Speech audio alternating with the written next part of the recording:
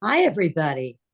Some of us have started already and are in the um, very lively, playful mood that is the background um, for this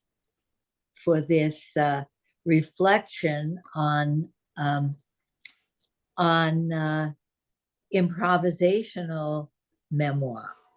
And we're so pleased uh, to have this memoir that includes drawing um, as well as uh, as writing, and we're going to have a wonderful time. But uh, you had said some wonderful things, Liz, that that would be very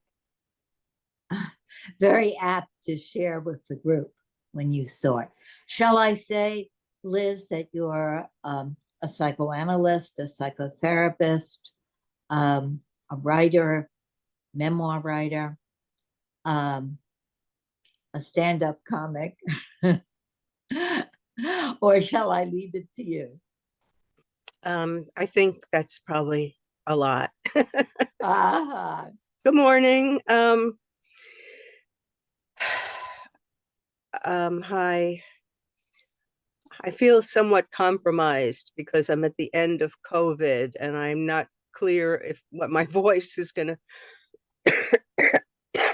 excuse me, feel like doing. I think I can get through this.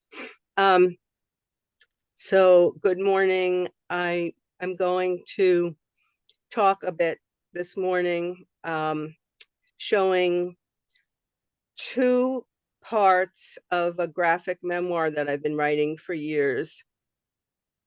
Um,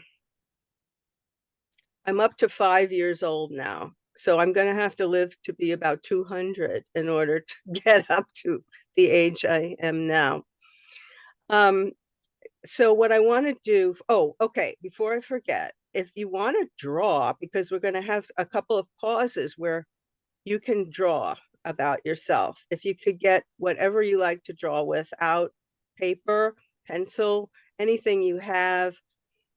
The fancier ones of you might have a tablet, as I used to draw, but paper, pencil. And I'm going to show you one of the stories, and then say some things, and we can have a pause where you can draw. And maybe that would be about 7 or 8 minutes. And then share the drawings in a new way that I'll tell you about when we get there. And then I'll have a second shorter story and you can draw again. And then we can talk about stuff as we go along.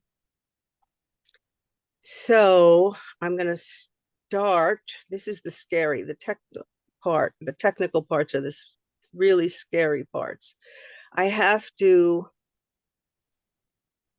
if you bear with me, I'm supposed to be able to share screen. And here it is.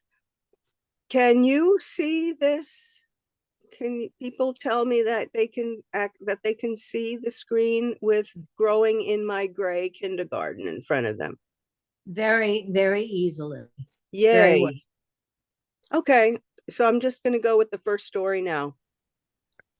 Growing in my gray kindergarten. Story 1. What I didn't want to write about, but wrote about anyway. As a young child, I had many fears. For example, I was terrified to go to sleep. My father would sit with me until I got drowsy. His presence made the room safe, but it was also humiliating to need him there, since it was obvious that he was bored and trapped and couldn't wait to leave.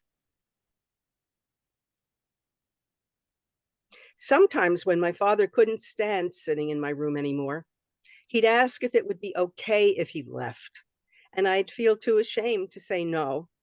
But in order for me to be able to tolerate his leaving, he had to perform a ritual where, before stepping on the wooden threshold that separated my bedroom from the hallway, he had to say 1, 2, 3 out loud.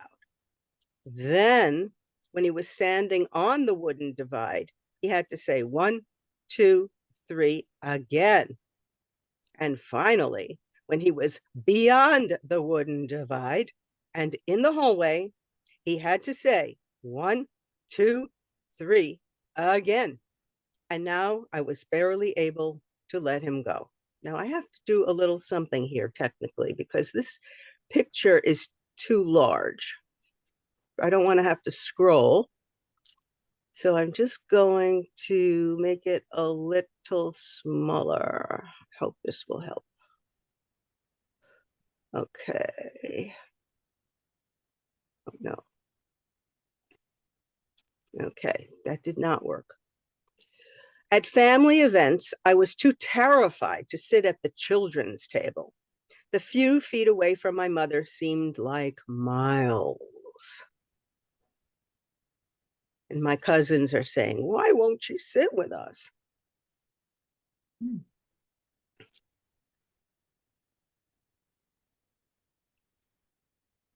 In September 1955, my mother began to take courses at the Brooklyn College Mothers Program. That's what they called it, for women with children who wanted to become teachers. It was during the day when presumably your kids would be in school. Although she had a bachelor's degree in biology, she needed to take additional credits in order to get a teaching license. Here's my mother. Finally, after 11 years of staying home with children, I'm going to learn new things and go back to work. Teaching was the perfect profession for a mother because, like her children, she got out at 3 and had summers off. I'm going to try one more little thing here to make this window. Now, does that work to shrink it? No, it Liz, doesn't really work to shrink it. Okay. you can try control and the arrows. Let me see the control and then scroll your mouse down. You know, I usually do it without a problem when I go to these things and I zoom smaller, but it didn't. There, there you that's, go. Yeah. well, that's tiny. That's 30%. Yeah, you know what? I have Yeah. to go all the way to 30% to make it okay. Can people see it that tiny? Because then I don't have to scroll. I can just read. All right. Fine. Can you see it? Enough to read? Okay, great. Okay, my mother chose this time to go back to school because I was about to start kindergarten. How about this pretty dress for the first day of school tomorrow? Tomorrow, but who will take care of my dollies? That's an example, by the way, of something that comes to you while you're doing it, that you don't plan. It came to me as a felt sense that I wasn't just leaving my mother, but I was a mother. I was a very involved mother to many dolls and felt that I was being taken away from my babies. September 5th, 1955, I was terrified to leave my mother. Welcome to PS 206 in Brooklyn, New York, kindergartners. And my mother saying, you'll be okay. Mommy, please don't leave. There were my 2 teachers. Mrs. Tannenbaum was a nice, pretty teacher with a long blonde ponytail who played the piano. And Mrs. Birdsall was an older woman. She was very kind. So the teachers seemed safe. It was the other kids who were always throughout my life the problem. Where is mommy? There are the boys being physically aggressive and the girls. Look at that girl over there. She's weird. I don't like her. I was so scared of school that in the mornings I would often throw up at home and sometimes throw up in the classroom the moment my mother left. I'll see you later, honey. Mom off to her wonderful life without me. And I would throw up in class. And it was horrible. Ew, Lizzie threw up. Oh God, disgust, self-hatred, shame, repulsion, and misery. Mrs. Tannenbaum and Mrs. Birdsall were sympathetic, though, and miracle of miracles, if I seemed sick enough, they would call my mother, and she would come and take me home. There was the magic door to freedom, to the wonderful world outside of this nightmare school. It's okay, let's go home. I feel so guilty, and yet I get to go home with Mommy. And the teachers, there's a bug going around. Mrs. Birdsall said, she should rest. At some point, my mother took me to our pediatrician, Dr. Rosenblum. He lived and worked in a huge Victorian house in the Flatbush section of Brooklyn, where most of our doctors lived and worked. The house had a large wraparound porch where his little patients ran around the columns like maniacs until the nurse called their names. Dr. Rosenblum was a kind older man. He performed a thorough examination. Tell the doctor everything.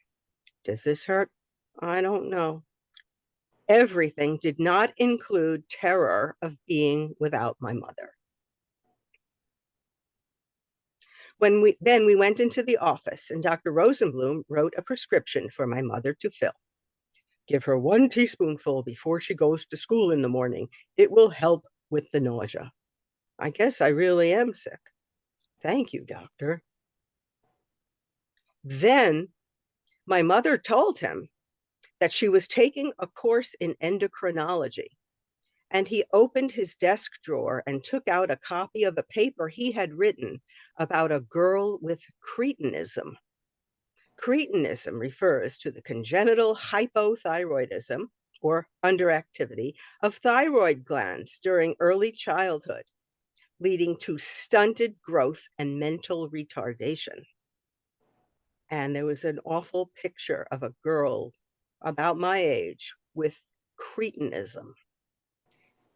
Dr. Rosenblum says, sad case. I think you'll find it interesting. Can we go home now? Dr. Rosenblum took his big Dr. Fountain pen and signed the paper as if he were a famous author and handed it to my mother. Oh, thank you, doctor. Certainly. Can we go home now? She seemed flattered by this, as if it meant that Dr. Rosenblum considered her worthy of his consideration as a fellow science person. Sitting there while my mother and Dr. Rosenblum talked grown-up science, I felt pathetic. A child with the disgusting symptoms of 1, vomiting in public, and 2, irrational terror of separation from my mother. Cretinism is very complex. Can we please go home now? In a minute. During the ride home, I held the paper and stared at the picture of the Cretin girl. We have to stop at the drugstore to fill the prescription. What was her life like?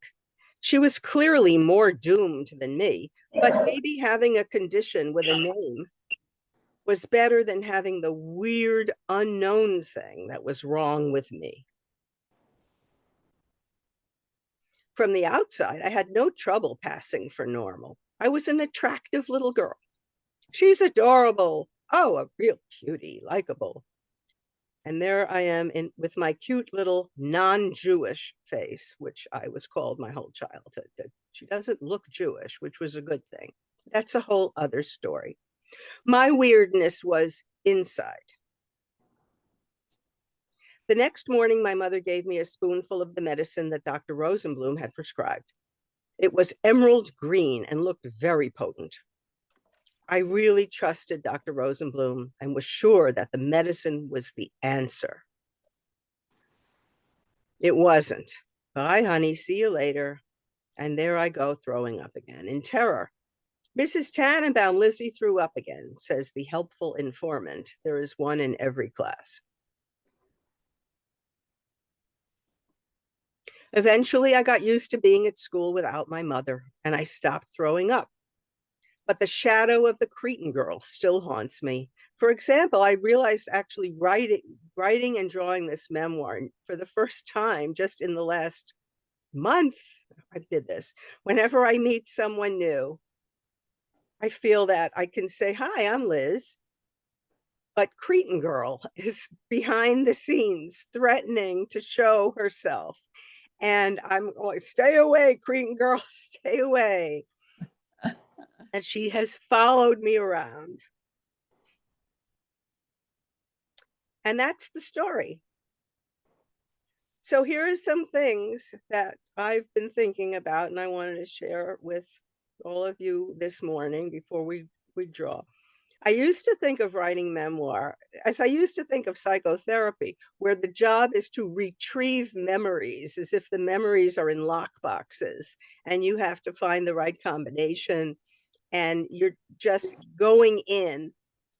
And now I understand, and this of course includes learning about focusing, that we're always constructing something new, and that in the process of drawing these pictures and thinking about these things, all kinds of stuff comes up, and not just more details to the memories, but there is a new experience because we're not the same people now. The context has changed, the relationships have changed, your life has changed. Your relationship with yourself has changed. Your relationship with the reader is, I discover, really the most important thing to me is that I'm telling somebody in my imagination. I guess writers call this your ideal reader. Somebody's listening sympathetically now, which I did not always feel. And I could not always do this. I've only been doing this in the last 4 years or so because I felt that I had a lot to hide, such as this story about having thrown up when I was 5 years old. I couldn't imagine really talking about it outside of a therapy context. But I see others as more accepting now, and that other people have their own demons. So now I imagine when I'm meeting somebody new and I'm afraid that Cretan girl is going to emerge, here's the potential new friend. And she's got devil girl with a 666 around her neck. And that we all have these different shadows and layers that we maybe would prefer not to have people see all of us, that there's a certain part of us and parts of us that we're trying to lead with, and then other aspects of us that maybe we would rather maybe not reveal so much, even to ourselves, is the point. So that's the end of that story. Exercise number 1. So now it's time, if you feel like drawing, and not just drawing, but obviously I write a lot too. Anything, but the exercise is, what about your life don't you want to write about? Because I really had a lot of resistance, believe it or not. You'd think I was 5 years old, who cares? But it was really hard for me to get this down. All the old feelings came up. If you just want to think about or draw about something that you might not want to write about, yourself, your life, draw a picture that represents this in some way. But what should I draw? There's the blank page staring at you.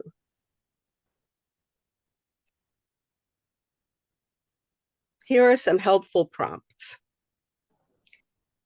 How old were you? A grade in school, job, or a season, a place, a country. You can read this stuff yourself.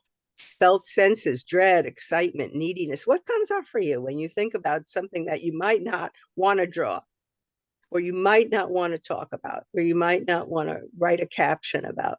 And just see if you can put something down on paper that represents either that thing or the resistance to the thing. And what we're trying today is that rather than just draw, if you want to share your drawing, You know, that's a very hard thing to do when you just hold it up. Nobody can see it. So I thought it might be fun to see if I could get your drawing and show it.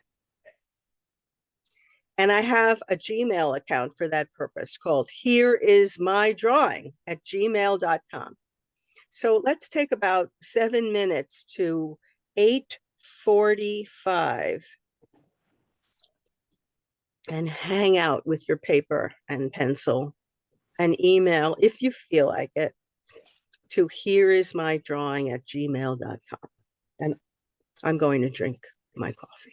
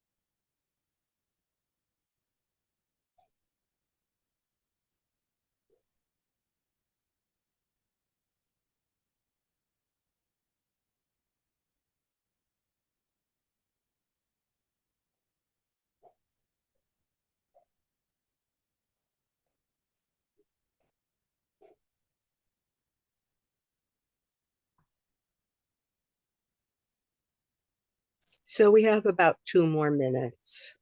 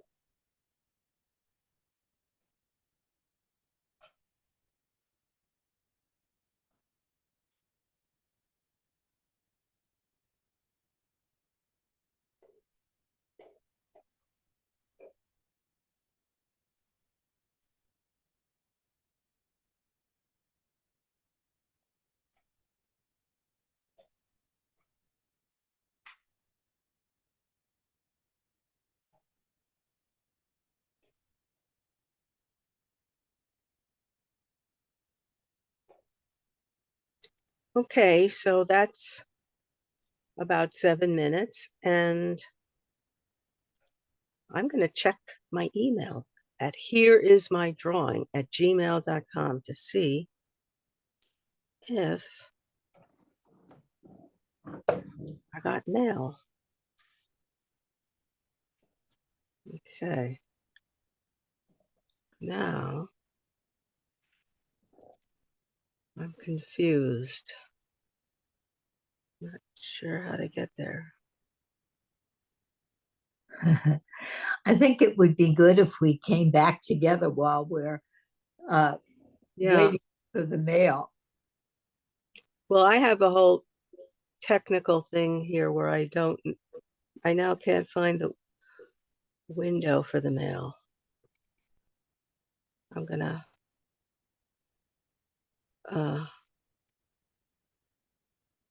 no, I don't want that. I want another one. Here. Here. Here.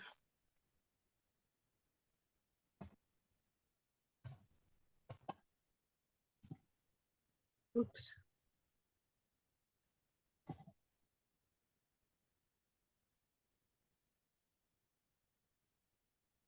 Oh dear. I think I'm going to stop sharing for a minute. Okay. I'm now not sharing. Well, I'm not sure what to do. I know you want to come together. I'm not exactly sure how to do that at this minute. Put together now. Oh, We here are. it is. Okay.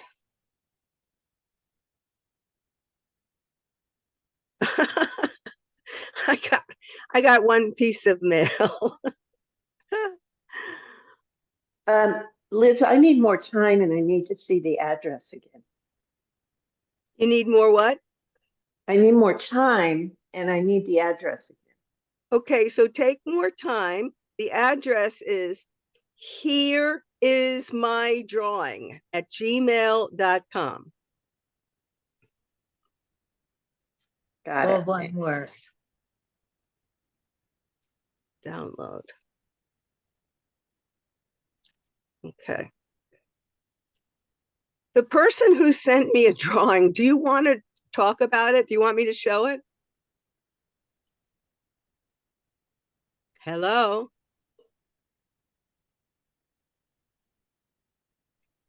Okay, I haven't heard anything from that person. So do we want Are to you talk? talking to me, June? No. I sent you something. Right. Okay. Oh, you did. I see. Okay. Now thank you. Did you get Ooh, something from I me have too? mail. I have more. Okay. Okay, there it is. That's exciting. All right.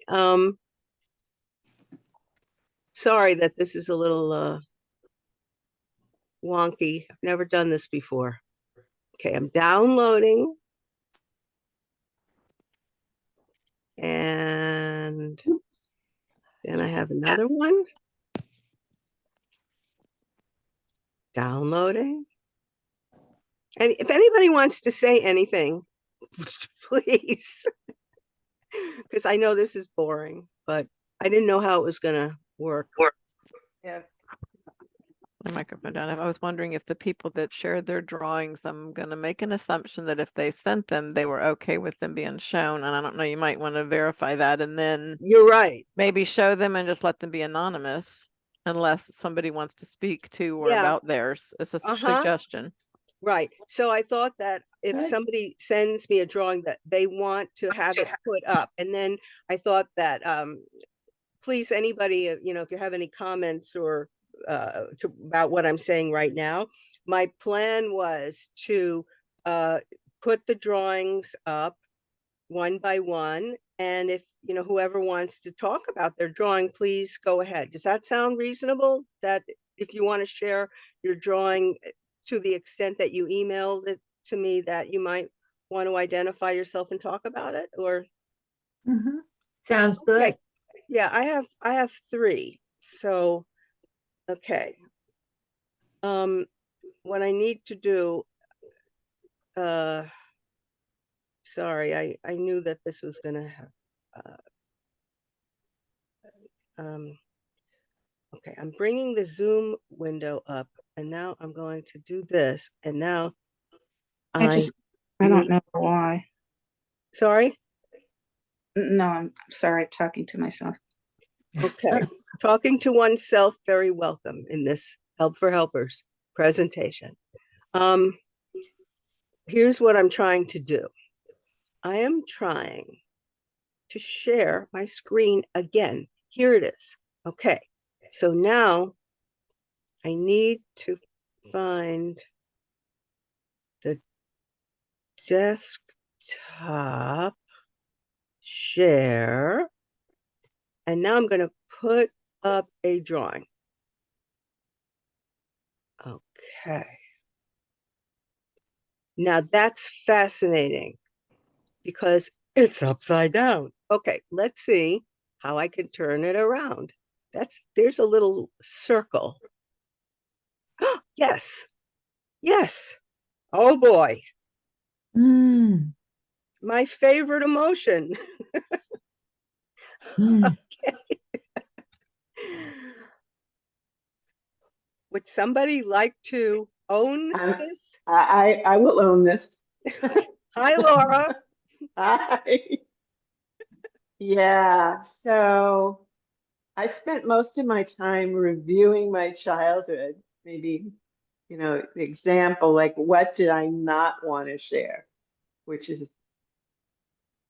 hard because, and I was like, no, no, no, which I discovered that I'm very willing to share most things because I feel like I'll get sympathy from it or something, Mm. But then I found it was a sexual memory. And this was my reaction, like, no way am I going to share this. So that is the felt sense of all the ways that I could block it and lock it up, and just with the little things peeking through. Mm. Yeah, look at those little things peeping Wow. through. Uh-huh. And I'm feeling right now a little grateful. Like this is, you talked about how progressively you were not able to share until like 4 years ago. So consider this I think I've shared this memory, a few times, but this feels like a very public place to like but I do trust you all. So, this is me opening the door just a little bit. Mm-hmm. Mm. Laura, Mhm. thank you for your courage and your Mm. vulnerability. Yeah. Mhm. Appreciated in connecting. Yes. Thank you Very so lively, much. dynamic drawing also. Mhm. Mhm. Yeah, and I love the different layers that I'm not sure what the black grid is, but you've got two different, you've got the black grid, and then you've got, just in case you didn't know, here's a really huge red one. Let's not have any question here. No. Yes, exactly. Lock But it up. although the red also calls attention to itself, which is interesting. But yeah, lock it up. Thank you so much. Did you have anything else that you wanted to add about it? Okay. I really appreciate it.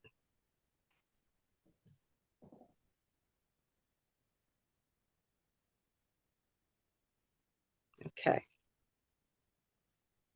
Here's another one. No, that's the same. No, here's another one. Okay. Now, where did that little circle go? Oh boy, lots of red today. Mm. Hi, June. I think that's June on the upper left corner. Yeah. Right. Yes, those are mine. And should I tell you what they are? Anything you want to say. Okay, one of them is, as you can imagine, maybe from knowing me, when I was a kid in school, I was talking all the time. And I was constantly being told to be quiet. Okay, so that's one of them. June, stop talking. Okay. So that was in school. There was one time my mother slapped me, and that's kind of memorable and a painful. I mean, I don't think about it all the time anymore at all. I mean, she was really a great mother overall, but that was one time. And then, oh my goodness, yeah, the other one. I mean, how many of us know the childhood thing back in the old days of washing your mouth out with soap, water and soap? You just reminded me, June. Yes. For, being rude or saying the wrong thing. Right. Washing your mouth out with soap. That didn't happen very often, but right. Okay. Mm. Can I ask you, what did it feel like to be presented with this exercise and to do it? Um, Actually it was fine. It was like, oh, let me think about it, because as I said, I'm a very happy person in my adult life, and so I don't think about that. And when I did think about it, it's like, okay, that's a part of my past, and isn't it great that I overcame it? Mm-hmm. So, right. Anybody else want to say anything about Laura's or June's before we move on? Okay. I have at least another one.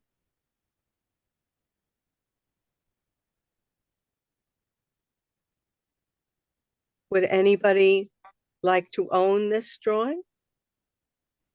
Yes, that's mine. Oh, Uh, and that's me over there on the right. This is, I guess, the advantage of thinking visually. I normally don't think visually, and this exercise forced me to think visually. So visually, this is the visual image of my early social life, which consists of me over there on the right, kind of smaller than everybody else, and everybody else on the left kind of either having a good time or laughing at me. It's not clear. And maybe there's no distinction between the two. Maybe the way to have a good time is to be laughing at me, but it was not a good time for me. And this occurred to me in this visual form. It was not something I thought about except visually. Sounds very painful. Mm. It was actually a lot more painful at the time. In the present, it was more like, it was kind of exciting in a way to find this memory in this visual form.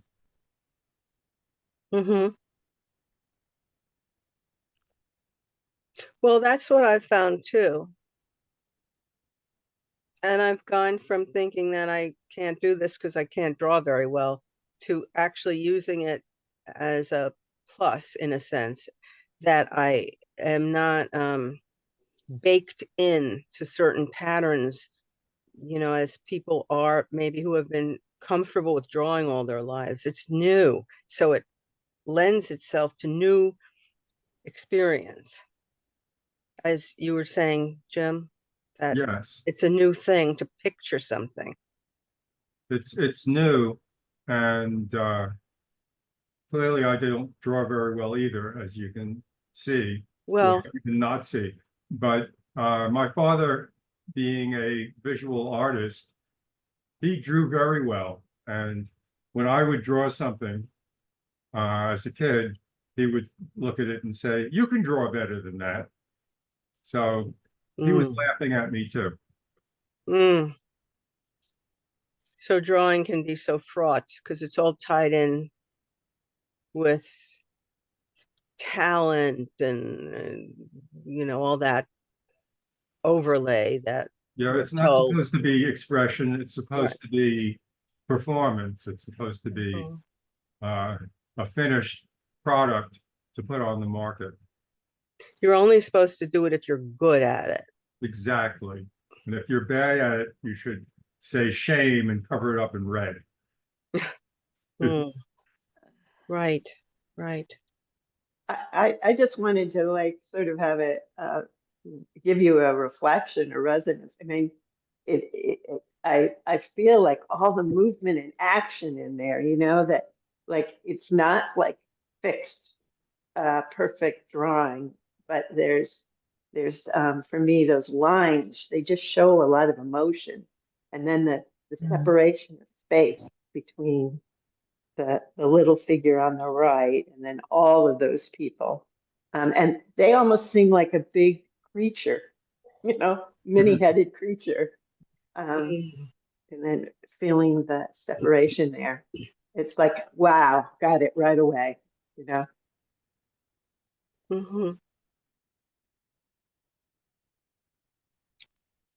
Can I take this one down now? I'm going to see if I have more mail, because that was Okay. just the first.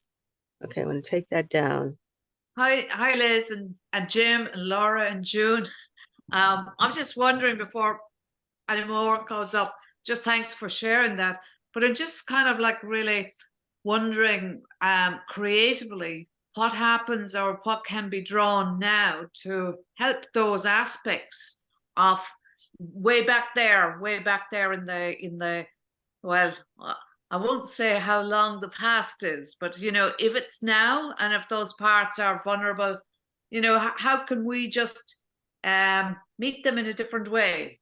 Because we're here now and we're adults and we're very caring and we're very loving and we're very funny as well. And funny in the sense of not laughing, Jim, or being, you know, it's playful and creative. And I certainly would want to bring those to those shame and stop and don't talk, and because I feel I don't feel responsible for them, but I do feel that I don't want to live in that sort of world that would do that to June and Jim and Laura. You know, so it's like, is there something that June or Liz that you could help us to kind of collectively change the picture now. Maybe that's an exercise too. Well, it feels like we are doing that Mhm. by Yes, it holding does. it together Yeah. and the way that we're holding it. Mhm. Well, that's exactly what my thought was, that it has to do with an other having a relationship, as in we are interaction, that, as I was saying before, it doesn't even have to be a real person, but to have somebody or some sense of another in mind who's a sympathetic other. It's hard because when I think of, Pauline, what you're talking about being alone with it, and that is hard. It is hard to be alone with that stuff. I know I've gone through a huge transition, and I'm still in that transition between feeling it unbearable to be alone with it, to Yeah, a feeling that I'm not alone with it, even when I'm alone in a room with it, that somehow somebody might want to receive this and might say, oh, I know how that felt. This is where groups come in and relationships come in. Oh, I know how that felt. I had a similar, or my own stuff. It's not necessarily an answer, but it's an answer, as you said, in the here and now, that this is a sympathetic group, and that ultimately some kind of a feeling that you're communicating something well, to certainly, somebody. yeah, holding a space. I mean, we have the words in some way, like something in our culture is habituated to shaming and paralyzing and all of that. So it's almost like, well, collectively, once we individually get a voice, and then we can co-create or do something different. Mhm. I think it is a healing process, and the more that we can not be defined by past habits, I would certainly like to be part of that, because Mhm. yeah, it's part of my wanting to move beyond that with others, Mhm. yeah. Mhm. Pauline, just to add to that, I found when I was drawing, like it's a scene, I'm not sure it came up, I think I sent it.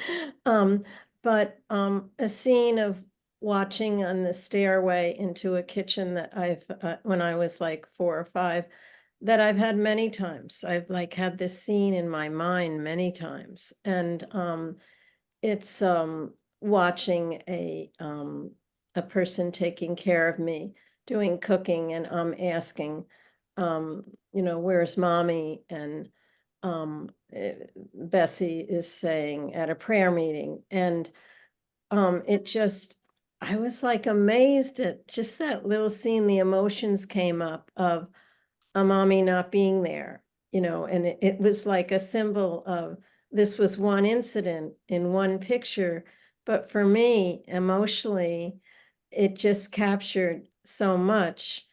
And yet, doing the drawing, it was amazing to me. It was like what many of you are talking about. It gave me some separation. I know Jim was saying, looked at the picture, and it's so, in the process, it was so different than him being there as the young kid going through this. And that's what I felt like, Pauline. This gave me the distance from it, and like more control, that the emotion doesn't control me so much. The hurt is still there, it's all still there, but it doesn't consume me quite as much. So I found it a really helpful experience. And the fact that I was doing it in the group, as you say, it just wouldn't have had the same effect if I was doing it by myself Mhm. as it was having in the group with all of you. Thank you. I didn't get it in the mail, but thanks for, I checked the mail. Thanks for just describing it. I felt also that I like the way you put it about that there's a separation when you put the drawing, it's out there. in a way. I don't know if it's more just us because we're not, I'm saying Dorothy and I, because we're not used to drawing. Maybe somebody who draws a lot feels that more together with the drawing. For me, there was something about a projection screen of drawing it because I'm not used to it, like watching it on television or something like that, where I know when I just write, it's more me, you know, it's more merged kind of. The drawing has it over there and you can look at it and it's static, you know, and you can examine it in a different way. I don't know. That's just the feeling. I wanted to see if it's okay to go on to the next story, which I think is shorter, and then the second exercise. Before that, Yes. Mary asked me a question that I want to answer. Mm-hmm. Mary noticed that in my drawing, I'm facing away from the laughing crowd. Mm. And it's interesting that, yes, I am facing away, but that was the last thing I drew. And at first I was facing forward. And just that, you know, I was looking at it, trying to figure out, is there anything else I want to add to this? And the last thing I added was I turned away in the picture. So I'm not sure why that was the last thing, but it's interesting that it was the last thing. I mean, there's so many things come up in this drawing process. Mm-hmm. First, the story is a literal story. It's not something that literally happened. I can't say I was in this location and there were these people and there was that. You know, this was just a feeling about a general feeling about my position in the world, and that the people who were laughing weren't necessarily even laughing at me. They might have just been having a good time, but I felt, you know, either laughed at or potentially laughed at. And I think my turning away was, I didn't want to make the distinction. I just didn't want to be there anymore. So I turned away not to see it anymore. Mm. And in response to what Pauline was saying about, you know, a next step or where do we go from here? I thought about, you know, next steps and where to go from here. And I realized that this itself is the next step. The next step is to take this experience of alienation and putting it out there, you know, and saying, this is where I was then. And maybe still am to some extent, but now I'm also with you. Mm. Mm. That's lovely, Jim. I mean, it is. It's not even what you. It's lovely. It just answers. It's not even what you do next. It's, well, we're doing something now, or we're being. Right. It's lovely. I love it. Thank you. Right. Thank you. Should we move on? Mm-hmm. Okay. Story number 2. This is a part of my life that I was eager to write about. Back to kindergarten. One of my favorite activities was painting. When we painted, we were given 3 colors. Oops, I didn't mean to click on that. Go back. All right, anyway, the other picture was we were given 3 colors, a brush, water, and a sponge for cleanup. Now here's the next one. Wait a minute, I'm sorry. Go back. I need to go back. One day it dawned on me that my sponge could be dipped in paint to make exciting patterns on the paper. So to the left is the good girl. Her sponge is awaiting cleanup time. She's painting with her brush. Here's me, always looking for a good time, using my sponge inappropriately to dip into the paint and make big mushy spongy patterns on my paper, being very excited. Not realizing that that was a bad thing to do. When all the other children saw what I was doing, they all started painting with their sponges too, until Mrs. Birdsall saw what was going on. Children, time to clean up. Wait, what are you doing? What are you doing with your sponges? Those are supposed to be for cleanup.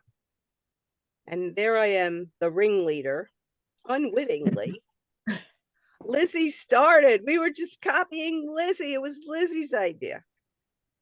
So now we had no sponges for cleanup. We just had big messes. And of course, you're not supposed to make a mess when you paint, right? You're supposed to be very neat. When my mother came to pick me up, she was told about my misbehavior. She didn't take it seriously. That was the good part of my mother. These teachers are absurd. Mommy is pleased with me, so everything is fine. Only the stupid people think that I'm a mess and bad. Theme, my mother had disdain for the many people whom she thought were inferior to us. My mother would have known it was whom she thought were inferior to us. And being superior meant brilliant, creative, which might get you into trouble, but that was okay.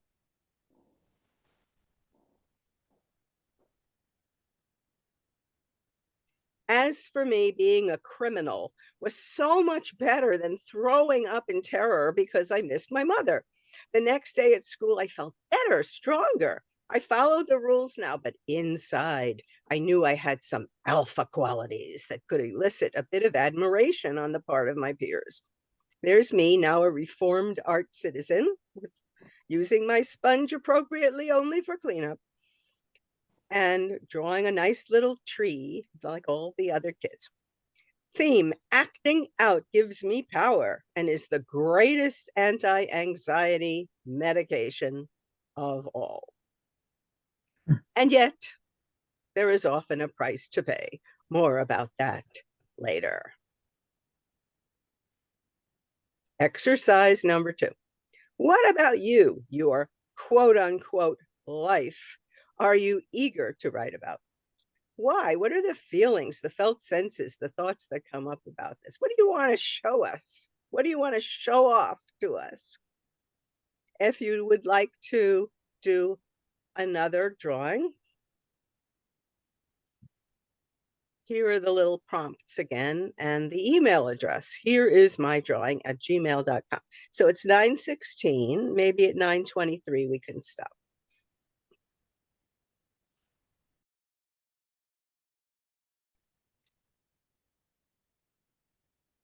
Mikhail, are you there?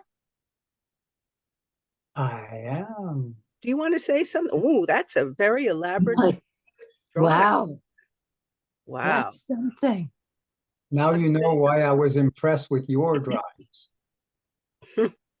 Thank you. Ah, Would I you like didn't- to? It's the first time I remember this memory for 50 years, I think. I didn't remember that. It just happened when you were telling your first story, which this memory just sprung up. Quite weird story and experience I had that day. I remember it was can I talk about it? Please do. It was a Sunday morning. Either I was around 8 or 10 years old or something like that. And I was born a climber, so one of the things I really liked to do was to climb on the roof of my parents' house and just sit there for hours when they were not there, because I know that they didn't like that. They felt it was dangerous. But nothing was dangerous for me. Everything was exciting. So I had a new friend, and it was a Sunday morning. My parents were at church probably, and I climbed on the roof. I'm the green guy, and my friend is the red one or the orange one. And I was so excited to climb in front of the house, and we can see the backyard now, the backyard sliding roof. Hmm. And we were both sitting there and enjoying the scenery, at least I was, and my friend besides me on my left. And so the view around, seeing all the houses around and having a huge space around me was really exciting, the feeling of freedom. And I was really proud of climbing up and bringing my friend there with me.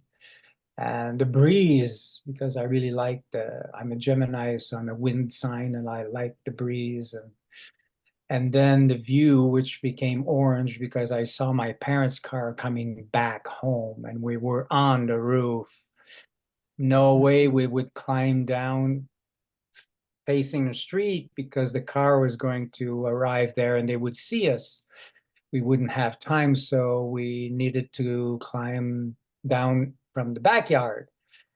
But there was no way to climb down because the roof was really high from the ground.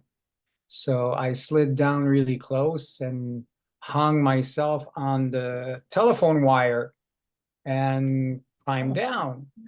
But my friend was not such an acrobat as I was, so he did the same thing I did, but he missed the telephone line and just dove headfirst on the furniture, metal furniture, aluminum furniture, the table that was there, broke the leg of it and fell on the cement on the ground and felt really hurt. We didn't know why he felt hurt.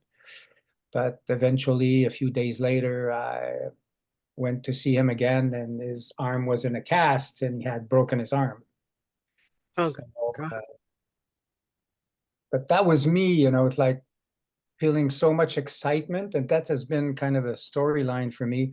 A lot of excitement and freedom and being proud, and then whoops, feeling dread and fear and confusion and reprimanded. I don't remember what happened even before or after that, but my parents came in. I don't remember. I think they didn't see us. They didn't know what happened, but the table leg was broken, so I don't remember what kind of lie I told them to for that to just become just a stupid story for them. But they never knew that I had climbed with my friend that he had broken his arm.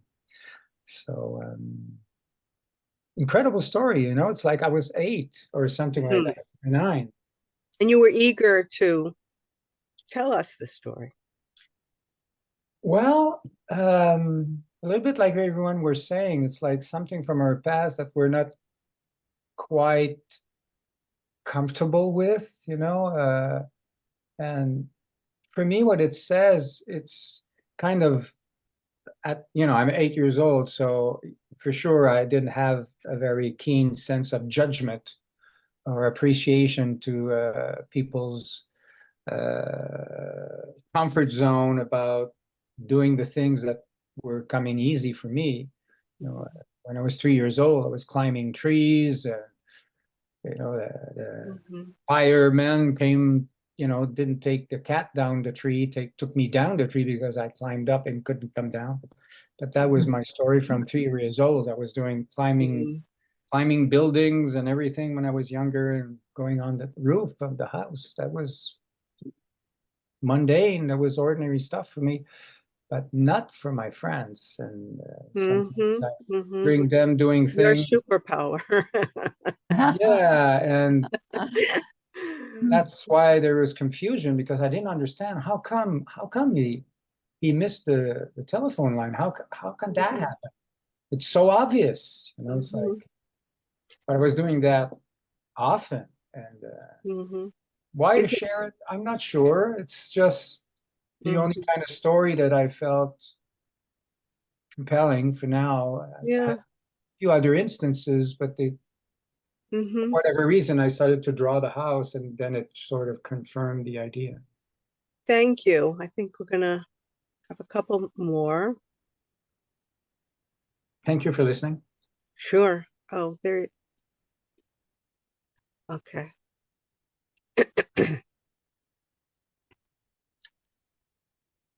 And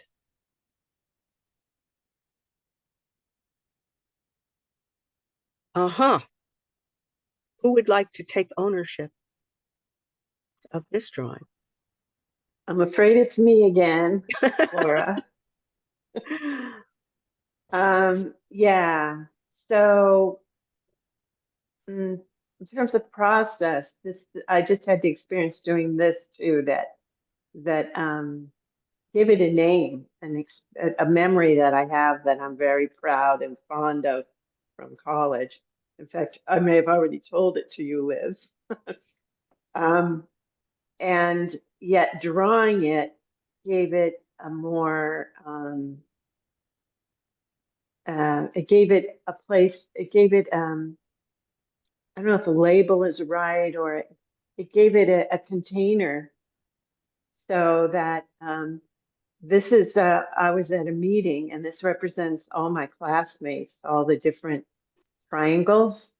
And the expert authority was a visiting psychologist who was telling us what to do on our helpline and proposing a policy for people who continually called them repeat callers, I think, or special callers. And this blue one is me actually disagreeing with him and disagreeing from a place of what I still think is empathy and compassion, and of course thinking that I was right. The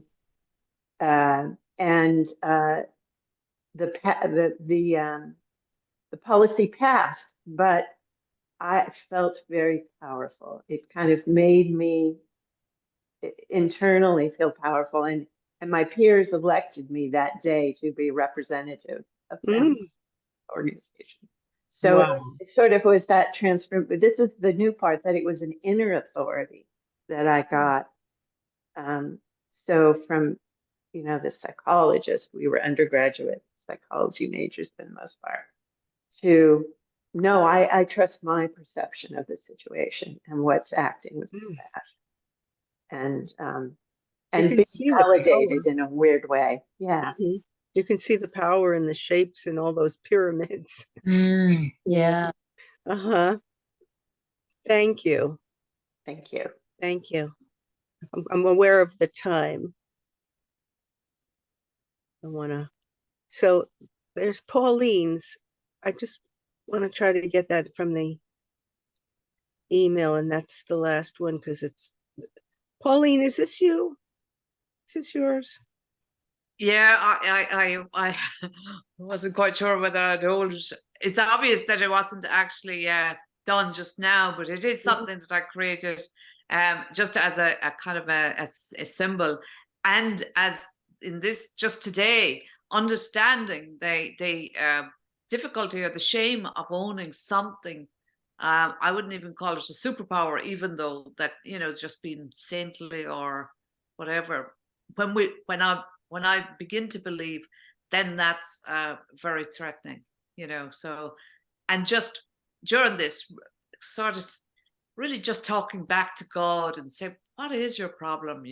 Like, what is it with the apple and knowledge, and how scary that would be? It's like, just what is the problem with knowledge? And just, for a woman, because it is the woman's fault, isn't it? The apple got him to eat it. That's how I heard the story anyway. And just saying, like, no, you go if you want to go. I'm staying. So that's it. Creation can be scary. So thank you. Yeah, it is scary. Yeah. Thanks. Thank you. So it's 9:40, and I don't know if we want to keep talking a little. I just want to make sure that there's a minute left for Dorothy to read the quasi poem. That's actually song lyrics. Should we just wrap it up somehow? I hope that those of you who drew enjoyed the experience. I wanted to share that experience because I know I've gone from zero drawing to doing all this drawing, and I'm a little evangelical about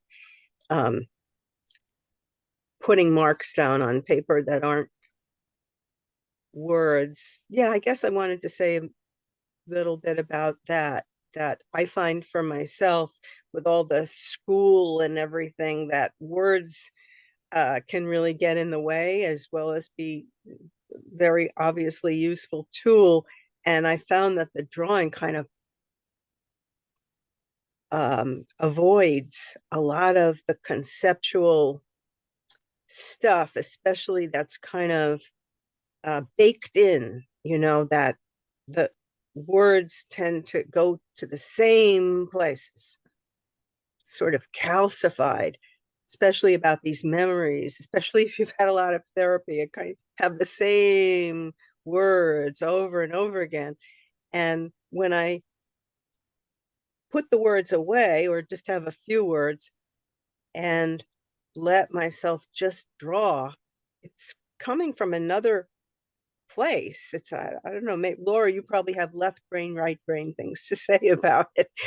That somehow a whole other part is awakened and given its particular means of expression, and it says all this other stuff happened too, and how about this, and here we are, and hi, and it's that all of this stuff that's been kind of neglected, and that says here we are. Right.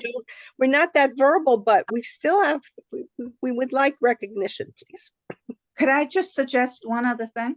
I Please. was taking a writing class and they talked about cluster writing, Mhm. just writing certain words that reminded you of much larger things. And I was thinking you could also quickly just sketch cluster drawings of your past. That would be interesting too. Wow.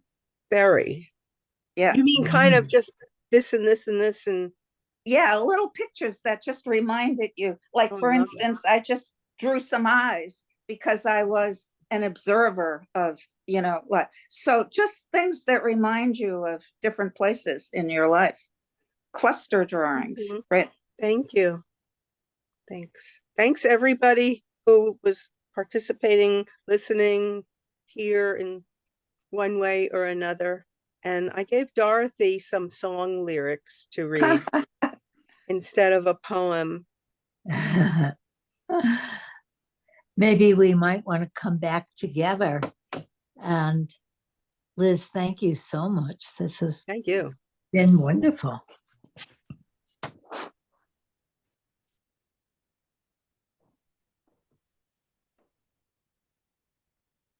Where's Dorothy?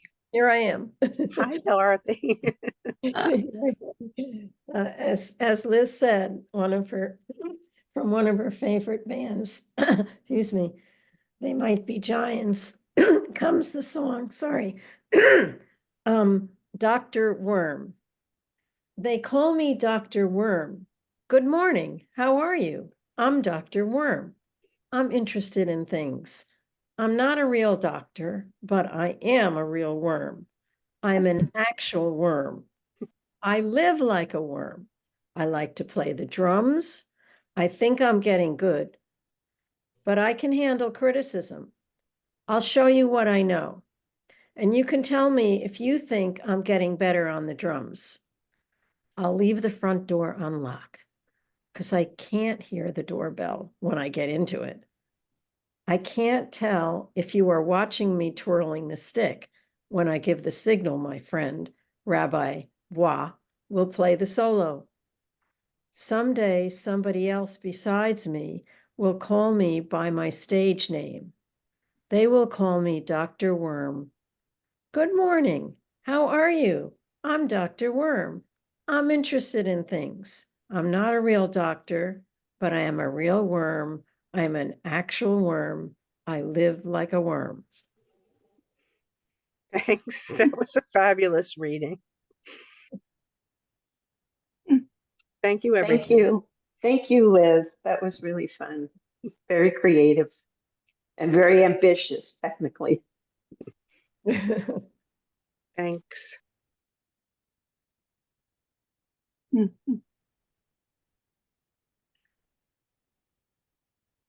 Bye-bye, everyone. Bye. Bye. Thank you. Thank you. Thank you, Liz. Thank you. You.